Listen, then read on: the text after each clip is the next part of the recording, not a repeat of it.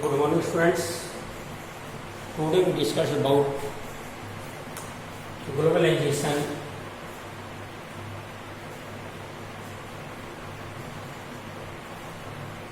and Indian economy. इसके बारे में पहले हम वीडियो बना चुके हैं और आज हम इसमें ग्लोबलाइजेशन के क्या इम्पैक्ट जो हमारी इंडियन इकोनॉमी है उसके ऊपर क्या इम्पैक्ट पड़ते हैं उसके बारे में हम डिस्कस करेंगे। ग्लोबलाइजेशन का सबसे पहले अगर हम बात करते हैं कि ये एक इंटरकनेक्टेड एक इंटरलिंकिंग वर्ल्ड इकोनॉमी को इंटरलिंकिंग करता है, एक दूसरे से जोड़ के रखती है और इसमें सबसे जो मेन बेनिफिट होता है वो है कि कंपटीशन सबसे इंपॉर्टेंट है। कंपटीशन का मतलब होता है कि यहां पर आपस में इतना ज्यादा प्रतिस्पर्धा, कंपटीशन इतनी ज्यादा प्रतिस्पर्धा हो जाती है कि सभी चीजें हमें कम कीमत पर और बेस्ट क्वालिटी की थिंग्स हमें प्रोवाइड हो जाती हैं। इसके अलावा अगर हम बात करते हैं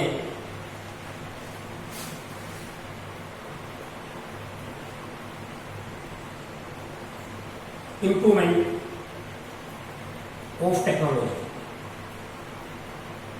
टेक्नोलॉजी की इम्प्रूवमेंट होती है कि आज हम अगर बात करते हैं इंडिया में we use 4G and 5G,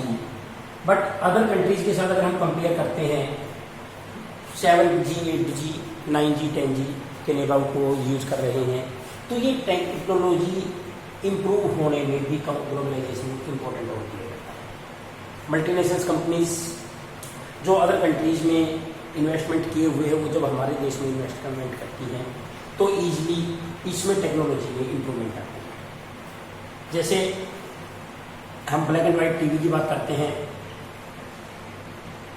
पहले ब्लैक एंड वाइट टीवी, उसके बाद कलर टीवी, फिर LED LCD, तो ऐसे हम धीरे धीरे एक टेक्नोलॉजिकल पॉइंट ऑफ व्यू से भी हम जैसे पहले कंप्यूटर में पहले मॉनिटर सिस्टम और हम धीरे धीरे लैपटॉप की तरफ से, तो ये सारी जो इम्प्रूवमेंट है ये ग्लोबलाइजेशन के कारण पॉसिबल है। क्योंकि अगर हम बात करते हैं कि एक मल्टीनेशनल कंपनीज एंड्रॉयड फोन्स का हम एग्जाम्पल लेते हैं तो ये सभी कंपनीज धीरे धीरे आगे बढ़ी हैं। इसके अलावा अगर हम बात करते हैं development and information technology and remarkable change in globalisation process, telecommunications and facilitate the satellite communication devices. जो सैटेलाइट्स होते हैं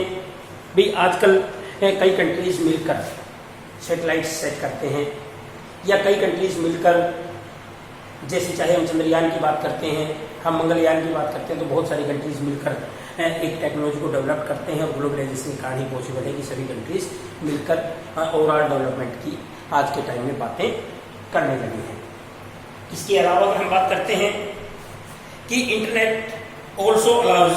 अस to send the instant electronic mail and talk voice mail across the world in the negligible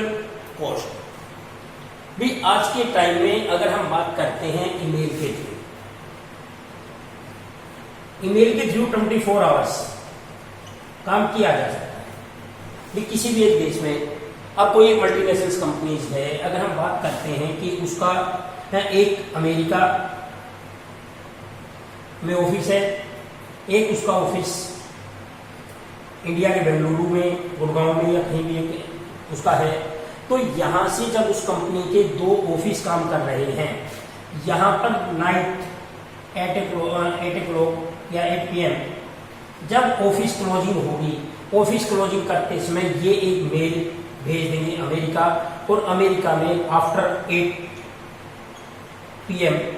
काम करना उसमें शुरू हो जाएगा। उसी वर्क पे जो प्रोजेक्ट इन्होंने स्टार्ट किया उस प्रोजेक्ट के ऊपर काम करना शुरू हो जाएगा, और नेक्स्ट मॉर्निंग जब 8 AM जब एक इंडियन एम्प्लॉई जब ऑफिस में जाएगा तो एक मेल उसकी बिलिंग करके मिलेगी जो अमेरिका की तरफ से भेजी हुई, क्योंकि उसी काम के ऊपर 24 आवर्स वर्क किया जा सकता है and it's only possible through globalisation. और ये सिर्फ भूमंडलीकरण के कारण ही पॉसिबल है, क्योंकि मल्टीनेशनल कंपनीज अब जगह जगह अलग अलग स्थानों पर अलग अलग जगहों पर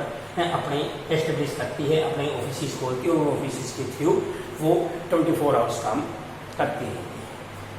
इसके अलावा इंडियन गवर्नमेंट आफ्टर इंडिपेंडेंस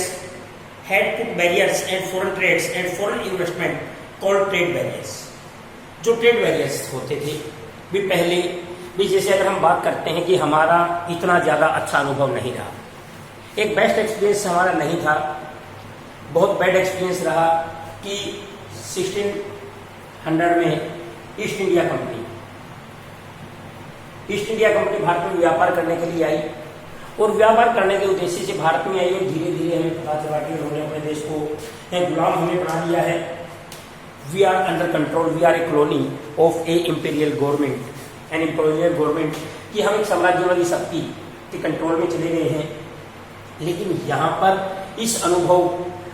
ये ऐसी घटना दोबारा घटित ना हो, तो यहाँ पे ट्रेड बैरियर्स लगा दिए और ये ट्रेड बैरियर्स रिमूव किए गए 1991 में, जब पूरी कंट्रीज में अगर हम बात करते हैं पूरे देश में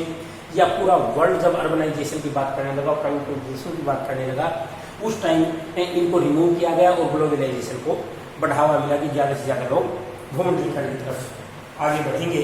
and government can use trade barriers to regulate foreign trades and after 1991 some far reaching changes were made in the Indian foreign policy, कि भारत इसमें ग्लोबल मार्केट की हम बात करते हैं, ग्लोबल वर्ल्ड की हम बात करते हैं और इतना ज़्यादा कंपटीशन हो गया है कि हम बात करते हैं कि जो मेडिसिन्स हैं, मेडिसिन हमें लो प्राइस पे हमें उपलब्ध हो जाती हैं, बेस्ट क्वालिटी थिंग्स। यहाँ पर अगर हम बात करते हैं we choose the better one through competition, कि जितना ज़्यादा कॉम्पिटिशन होगा कंपनीज एक कम लो प्रॉफिट पे काम करेंगी और ज़्यादा से ज़्यादा लोगों को फैसिलिटीज़ प्रोवाइड कराएंगे और ये जितनी ज़्यादा फैसिलिटीज़ लोगों को प्रोवाइड करवाई जाएंगी वो सभी कंपटीशन इनके अंदर आएगा और हम हमारे पास बेटर अपॉर्चुनिटी होगी कि हम चूज द करेक्ट वन, कि हम उनमें से कोई अच्छी चीज़ जो हमारे लिए जो ज़्यादा बेनिफिशियल है वो चीज़ हम उसमें से चूज कर सकते हैं। And removing barriers and restriction set by the government is called liberalisation, कि इनको लिबरलाइजेशन के थ्रू एक उदारीकरण की प्रक्रिया के कारण हम कह सकते हैं कि इन ट्रेड बैरियर्स को हटा दिया गया है कि अब ज़्यादा से ज़्यादा लोग मिलकर इन चीज़ों को करने लगे हैं। और इसके अलावा अगर हम बात करते हैं वर्ल्ड ट्रेड ऑर्गेनाइजेशन, एक इंटरनेशनल ट्रेड को बढ़ावा देने के लिए इंटरनेशनल या World Trade Organisation WTO, World Trade Organisation, ये इंटरनेशनल ट्रेड को बढ़ावा देने के लिए काम इसके द्वारा किया जा रहा है। WTO के द्वारा organise aim the liberalise international trade की, इंटरनेशनल ट्रेड को बढ़ावा देने के लिए WTO की स्थापना की गई। And it was established in development countries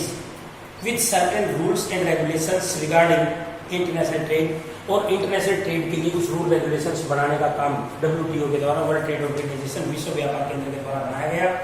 और इसके अलावा अगर हम बात करते हैं WTO is supposed to allow free trade for all. In practice, it is seen that development countries have unfairly maintained the trade barriers, कि जो कंट्रीज अपने आप को भी ज़्यादा मुनाफा कमाने के लिए, जैसे अमेरिका है, अमेरिका हमेशा से एक व्यापारी राइट एज ए ट्रेडर्स इसने काम किया है, किसी कंट्री के साथ ज़्यादा अच्छे रिलेशन इसके नहीं रहे, तो ऐसे कंट्रीज को कंट्रोल करने के लिए भी WTO ने इंपॉर्टेंट रोल प्ले किया है और ये चाहता था कि सभी कंट्रीज को बराबर का बेनिफिट हो, भी जो डेवलपिंग कंट्रीज है, पुअर कंट्रीज है, पुअर कंट्रीज को भी बेनिफिट हो इन ट्रेड बैरियर्स को हटाने का, तो इसके लिए काम WTO के द्वारा किया गया। Whereas WTO rules have forced and developing countries and remove trade barriers, और इन्होंने जो डेवलपिंग कंट्रीज है, जो विकासशील देश हैं, विकासशील देशों के ऊपर काफ़ी प्रेशर डाला, काफ़ी दबाव डाला और उसके बाद हम कह सकते हैं कि ज़्यादा से ज़्यादा लोग इसके साथ में जुड़ते चले गए। अब इंडिया के ऊपर ग्लोबलाइजेशन का क्या इम्पैक्ट पड़ा, कुछ एडवांटेजेस की अगर हम बात करते हैं कि consumers particularly well of sections and urban areas, कि जो अर्बन एरियाज के जो लोग हैं, सबसे पहले हम बात करते हैं एम्प्लॉयमेंट। कंपटीशन है, इंप्रूवमेंट ऑफ टेक्नोलॉजी, एम्प्लॉयमेंट, कि ज्यादा से ज्यादा संख्या में या ज्यादा मात्रा में लोगों को रोजगार मिला।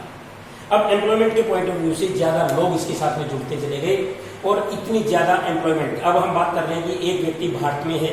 मेट्रो ट्रेन की हम बात करते हैं, लोगों को फैसिलिटीज तो मिली ही मिली, साथ में कितने ज्यादा संख्या में लोग ऐसे हैं जो मेट्रो ट्रेन में काम कर रहे हैं। इन्वेस्टमेंट अदर कंट्रीज के, फॉरेन कंट्रीज ने इन्वेस्टमेंट की, लेकिन रोजगार भारतीयों को मिला। तो ये ग्लोबलाइजेशन के कारण ही पॉसिबल है कि एम्प्लॉयमेंट जो है एक अवसर है वो लोगों को ज्यादा बढ़ गए हैं, लोगों को ज्यादा मिले। और इसके अलावा among the producers and workers are impact globalisation has not been uniform, कि ये सभी को बराबर नहीं मिला है। अगर हम बात करते हैं कि कुछ लोगों को बेनिफिट ज्यादा मिला, मल्टीनेशनल कंपनीज ने इसका ज्यादा बेनिफिट उठाया, और जो स्मॉल ट्रेडर्स हैं तो स्मॉल ट्रेडर्स को इसका लॉस भी हुआ है, क्योंकि अब मल्टीनेशनल कंपनीज जो अरबों रुपए, करोड़ों रुपए जो कंपनीज कमाती है वो क्या करेंगी, एडवर्टाइजमेंट का प्रयोग करेंगी वो। लेकिन जो छोटे स्मॉल ट्रेडर्स हैं वो उनका मुकाबला नहीं कर पाएंगे और कहीं ना कहीं वो पिछड़ते चले जाएंगे। और ऐसी श्रेणी में हम कह सकते हैं कि जो मल्टीनेशनल कंपनीज हैं वो कहीं ना कहीं अपनी मनमर्जी चलानी स्टार्ट कर देती है, क्योंकि सबसे पहले वो जो छोटे ट्रेडर्स हैं, जो स्मॉल ट्रेडर्स से पहले उनको समाप्त करेगी, उसके बाद फिर वो अपनी मर्जी से लोगों से पैसा वसूल करेगी। Their products are cell phones, automobiles, fast food, etc. And these products have large number of buyers, and these industries have created new jobs too. कि जितने ज्यादा जैसे सेल फोन्स वगैरह की हम बात करते हैं, एंड्रॉइड फोन्स मार्केट में आ गए हैं, अब एप्पल के फोन मतलब यूज लोग करने लगे हैं, तो ऐसी श्रेणी में भी ज्यादा से ज्यादा चीजें जुड़ती चली जाएंगी और इन चीजों के जुड़ने से वहां पर रोजगार के जो अवसर हैं वो भी लोगों के लिए बढ़ते चले जाएंगे। और इसके अलावा अगर हम बात करते हैं the local companies supplying raw material etcetera for them to prosper, कि ये इनको ज्यादा से ज्यादा इन कंपनीज को क्या होगा, जो लोकल ट्रेडर्स हैं, जो छोटे छोटे व्यापारी हैं, जो छोटे उद्योगपति हैं, उनके द्वारा उनकी हेल्प मल्टीनेशनल कंपनीज के द्वारा ली जाती हैं। अगर हम बात करते हैं कि सारा मल्टीनेशनल कंपनीज के द्वारा सामान खुद नहीं बनाया जाता, वो छोटी कंपनियों को अपने साथ में इन्वॉल्व कर लेते हैं और छोटी कंपनियों से सामान बनवाकर उसको मल्टीनेशनल कंपनीज के नाम से मार्केट में भेजती है, और इस प्रकार भी बेनिफिट ज्यादा से ज्यादा मल्टीनेशनल कंपनीज इसके लिए उठाती हैं। And in other side globalisation has enabled some large Indian companies emerged to multinationals themselves, जैसे टाटा, एशियन पेंट्स, रिलायंस ग्रुप्स, कुछ ऐसी कंपनियां भारतीय भी थी जिन्होंने मल्टीनेशनल कंपनीज में अपने आप को बदल लिया है। तो ये था कि भारत के ऊपर क्या इम्पैक्ट मल्टीनेशनल कंपनीज के ऊपर क्या इम्पैक्ट पड़ा ग्लोबलाइजेशन का। तो आज के लिए इतना ही। Thank you and have a nice day.